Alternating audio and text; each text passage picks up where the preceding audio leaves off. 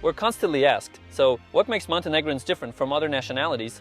Are there any special or unique traits? Let's figure out together what it is that makes Montenegrins who they are.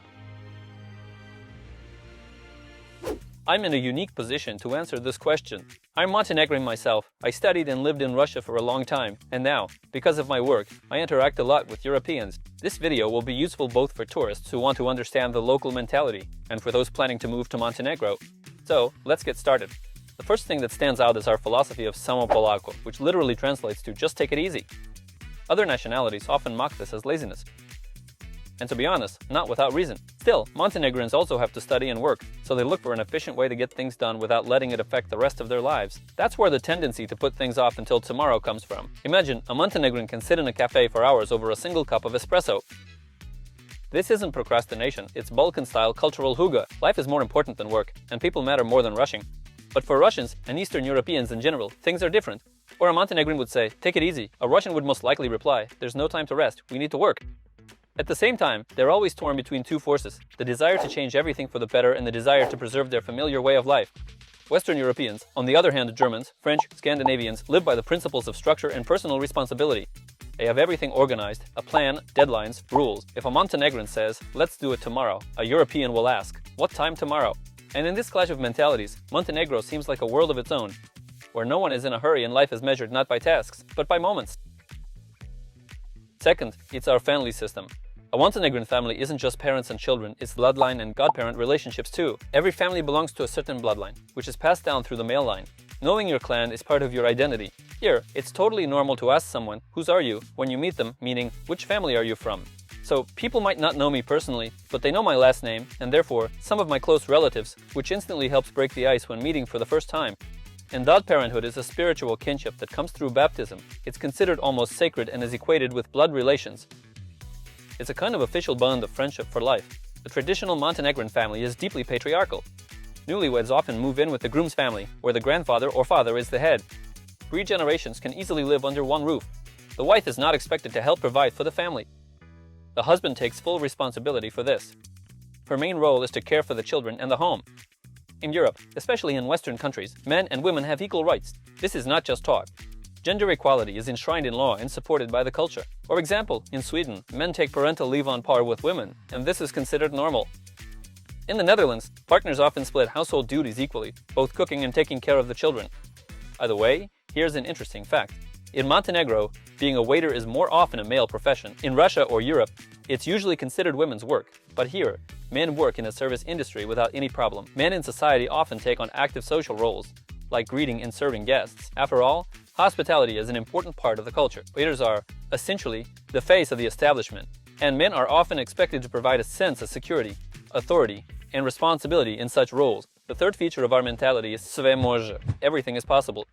The Montenegrin is confident that he can handle any task, even if he has never done it before. Need to build a house? Može. Need your car fixed? Može. Need to start a business? Može. But here's the paradox. This is combined with fatalism. What must come will come. There's no point in rushing. This creates an interesting duality. Optimism in the short term, but apathy toward long-term planning. Russians, on the other hand, believe in an ideal future but are skeptical about the present. Europeans tend to rely more on systems and rational planning. And us? We improvise, believe in ourselves, but don't stress about tomorrow. And you know what? It often works. Fourth, this is our pride. Montenegrins are incredibly proud of their history of resisting conquest. We might criticize our own country as much as we want, but if a foreigner says something bad about Montenegro, expect an explosion. Yes, we're hot-tempered, much more hot-tempered than Russians. Russians might get offended or indignant, but to really explode, that's a Montenegrin thing. Especially if someone is showing off or demanding service from us in a condescending way. Our pride is easily hurt. But there's a catch. We show off less than, say, Russians do. In other words, I'd put it like this. For Russians, money needs power. But for Montenegrins, it's about being cool. Try parking wherever you want and telling a cop, do you know who I am? You'll get in trouble real quick for that kind of arrogance. That doesn't fly here. Fifth is the culture of being neighbors. Neighbors in Montenegro are like extended family. We help each other out without any formal agreements. We often leave our doors unlocked. Trusting your neighbors to look after your things or even your kids is just normal here. But there's another side to it, the culture of gossip. News spreads at the speed of light.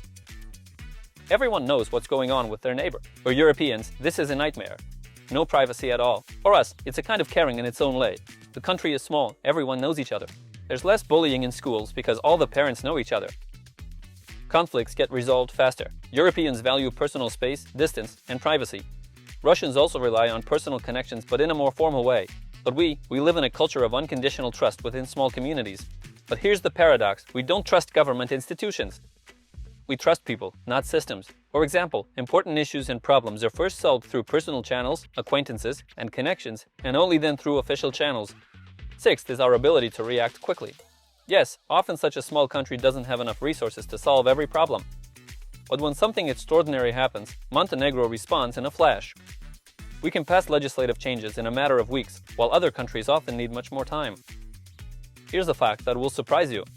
Just one generation ago, goats and cows used to roam around Budva.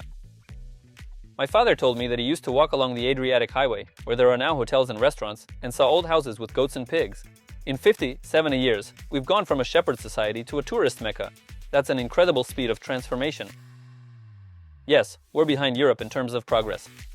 But ask anyone over the past 5 years, a lot has changed for the better. And what will happen in another 5 years? So what is it that makes Montenegrins Montenegrin? We value family and close relationships, but we're skeptical of the government. But only we are allowed to criticize it. We're good-natured, but quick-tempered. We may be lazy, but we get the job done. Proud, but not show-offs. On the outside, we often seem unapproachable and distant, but if you manage to break through the first layer and become friends with us, warmth and support await you. The entire Balkans is a great paradox, one foot in the traditional past, the other in the modern future. And you know what? We feel so comfortable. If you're heading to Montenegro, forget about strict schedules and the constant desire to get everything done today. Take it easy. Come visit. We're waiting for you.